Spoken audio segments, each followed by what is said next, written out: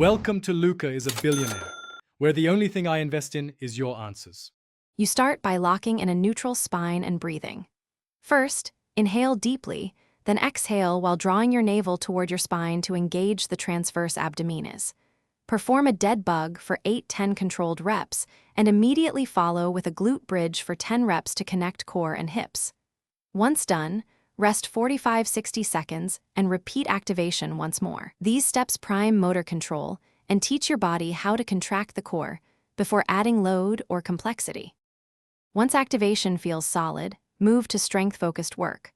Hold a forearm plank for 30-45 seconds, then a side plank for 20-30 seconds per side to address asymmetries. Add bird dog for 8-12 reps, using a 2-1-2 tempo to emphasize control. Pause at the top and feel the opposite glute and oblique engage.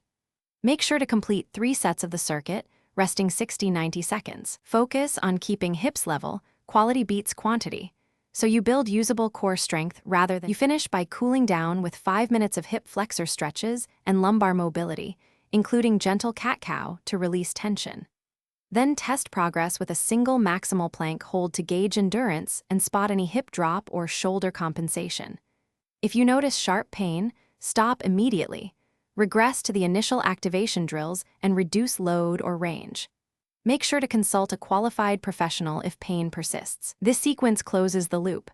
Assess, adjust, and protect the spine while progressing effectively.